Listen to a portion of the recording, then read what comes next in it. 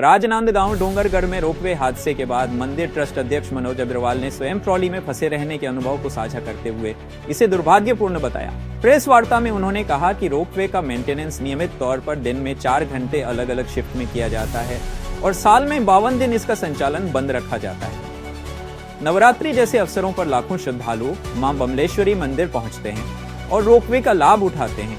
हादसा तकनीकी खराबी की वजह से हुआ है। वहीं maintenance company Shri Damodar infra के साइट इंजीनियर धर्मेंद्र ठाकुर ने विद्युत विभाग पर सीधा आरोप लगाते हुए कहा कि लगातार बिजली कटौती और वोल्टेज फ्लक्चुएशन के चलते यह बड़ा हादसा हुआ। यूनाइटेड न्यूज ऑफ एशिया के लिए राजनांदगांव से नेमिश अग्रवाल की रिपोर्ट। मां बमलेश्वरी देवी की जय।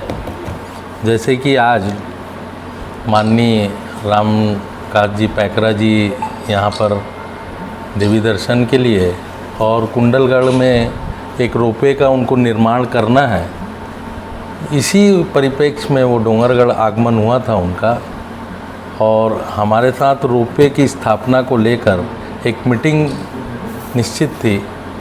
उसी परिप्रेक्ष्य में मैं आप श्री पैकरा जी और भरत वर्मा जी और दया जी और उनके जो साथ में समर्थक गण भारतीय जनता पार्टी के कार्यकर्ता थे, ऊपर मंदिर दर्शनार्थ के लिए हम लोग गए थे और दर्शन के उपरांत हमारी नीचे एक बैठक होनी थी और हम लोग साथ में नीचे उतर रहे थे।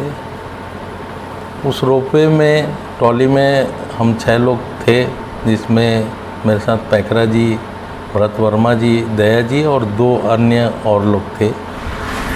और हम लोग नीचे उतर गए थे और प्लेटफॉर्म की ओर ट्राली आई रही थी और एक आवाज़ हुई और ट्राली करीब 1.5 फीट नीचे गिरी और पलट गई। ईश्वर की कृपा है कि बहुत ज़्यादा इसमें किसी को चोटें नहीं आई हैं और भरत वर्मा जी को कुछ हाथ में फ्रैक्चर की सूचना मिली है और उन्हें और इलाज के लिए रायपुर शायद उनको रेफ़र किया गया है। हम माता रानी से ये आराधना करते हैं कि उनको बहुत जल्द शीघ्र स्वास्थ्य लाभ हो और ईश्वर की कृपा उन पे बने रहे। माँ बमलेश्वरी का ये जो लोगों की आस्था है वो बनी रहे। डोंगरगढ़ में जो माँ बमलेश्वरी पर रोपवे है, उसकी जो सुरक्षा है और मेंटेनेंस का जो रूप है, उसके लिए पिछले वर्ष हम लोगों ने करीब 52 दिन का उस पर मेंटेनेंस हुआ है और पिछले नवरात्र के पहले जिस जगह पे ये ट्रॉली गिरी है वो डिरेल हुई है, वहाँ पर पूरा नया कार्य हुआ है और पूरे नवरात्र में वो उसी जगह से पूरी ट्रालियाँ आई है और गई है। और हमारा उद्देश्य है कि जो माता के भक्त देवी दर्शन को आते हैं कि उन्हें सुरक्षित और सुलभ दर्शन प्राप्त हो सके, इसकी हम लोग भरपूर प्रयास करते हैं और माता जी का आशीर्वाद है कि इतने लोग दर्शनार्थ के लिए आते हैं और उन्हें माता जी का आशीर्वाद प्राप्त होता है और लोग आ रहे हैं और जा रहे हैं। और कभी इस टाइप का ये जो आज हुआ है, ऐसी कभी हुआ नहीं। हमको ये जो हमारी रोपवे कंपनी जो दामोदर रोपवे है वो इसका संचालन करती है, हमने उनको कॉन्ट्रैक्ट दिया हुआ है। क्यों गिरी, कैसे गिरी, इसका टेक्निकल तो उनके इंजीनियर को भी बुलाया हुआ है आपके पास, वो सब अब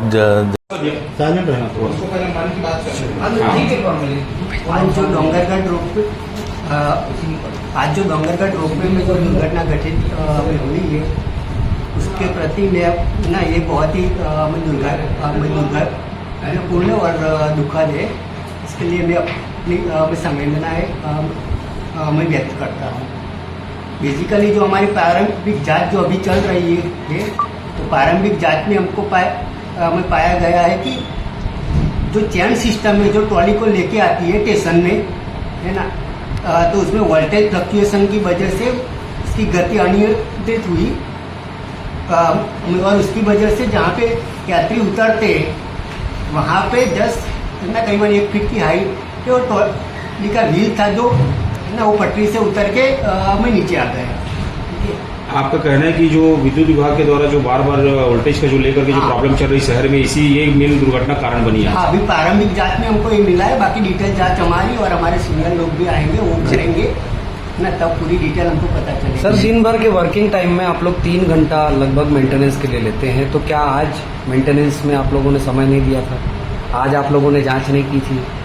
सर, मेंटेनेंस का हम लोगों का रोपवे एक्ट जो है उसके हिसाब से और हमारी कंपनी की पॉलिसी है उसके हिसाब से सारा जो भी मेंटेनेंस है वो रेगुलर बेस पे हमें करते हैं हम लोग। आज क्या चूक रह गई? आज कौन सी चूक रह गई? सर, हम लोगों ने किया है ना, सारा मेंटेनेंस हम लोगों ने हमें करके रखा है ना। सुबह स्टार्टिंग में हम लोग प्री स्टार्ट मेंटेनेंस करते हैं। अब हमें प्री स्टार्ट मेंटेनेंस में ये है कि पूरी सिस्टम की सारी चीज़ें ओके होने के बाद भी हम लोग यात्रियों के लिए रोपवे का संचालन करते हैं। अगर उसमें कुछ भी त्रुटि पाई जाती है तो पहले वो त्रुटि को हम लोग सही करते हैं, सही करने के बाद ही फिर यात्रियों के लिए शुरू करते हैं, अन्यथा हम लोग यात्रियों के लिए रोपवे का संचालन नहीं करते। आपकी वोल्टेज की जो बात कर रहे हैं भैया आप लोग जी, क्या आपने CSEB को या विद्युत विभाग को पत्राचार किया है इसके लिए? नहीं सर, पत्राचार तो नहीं किया, लेकिन ये तो जब ये इतनी बड़ी मेजर चूक थी तो इससे पहले पत्राचार क्यों नहीं किया? आरोप कैसे लगा सकते हैं आप?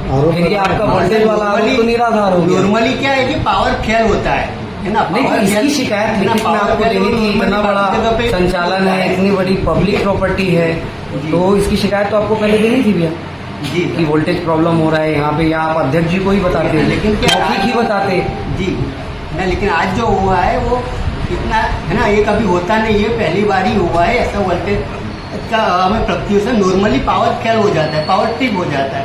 जब ट्रिप हो जाता है तो हमारे पास जनरेटर से हम लोग जनरेटर से रोपवे का संचालन करते हैं। जिस समय घटना हुआ क्या सेम टाइम में पावर की समस्या आई थी?